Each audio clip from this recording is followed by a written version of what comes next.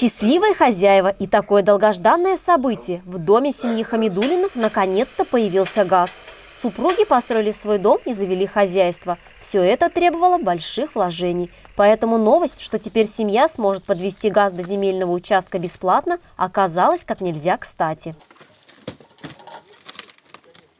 В деревне Улукулево порядка 1800 домов. Но вот газ есть не во всех. Когда Хамидуллины узнали о том, что существует такая программа, сразу же подали заявление на догазификацию, внимательно отнеслись к сбору документов и попали в программу.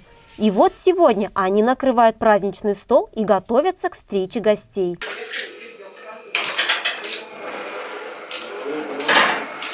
В доме появился газ. Благодаря этой программе у хозяев наконец-то появилась возможность отказаться от дров в пользу комфорта.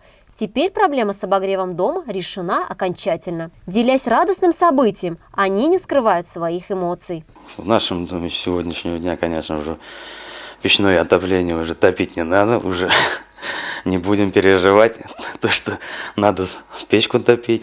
С этого дня в нашем доме будет много гостей, чайник быстрее будет вскипать, и мы будем только рады. Напомним, что прежде для того, чтобы провести газ, собственники домов должны были за свои деньги проложить газопровод до границ участка. Но такая возможность была не у всех. Данная программа начала действовать осенью прошлого года. Благодаря программе дегазификации населенных пунктов мы сегодня подключили к газу жилой дом в деревне Улукулево по улице Южная. В деревне Улукулево построено 4,7 километров газопровода низкого давления.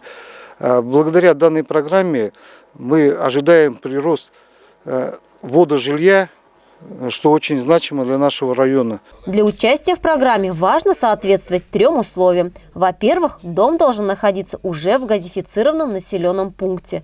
Во-вторых, должны быть оформлены документы о собственности. И в-третьих, потребление газа должно быть исключительно для бытовых нужд. После обращения заявителя, если он соответствует критериям участия в программе догазификации, он попадает в так называемый план-график. И в соответствии с этим план-графиком в определенный срок ведется строительство газопровода, пусковые работы. Подать заявку можно самостоятельно несколькими способами. На сайте единого портала газификации, через личный кабинет на сайте bashgaz.ru, в офисах МФЦ, в личном кабинете на портале Госуслуги, а также в едином центре предоставления услуг по адресу село Кармаскалы, улица Кирова, 23/4.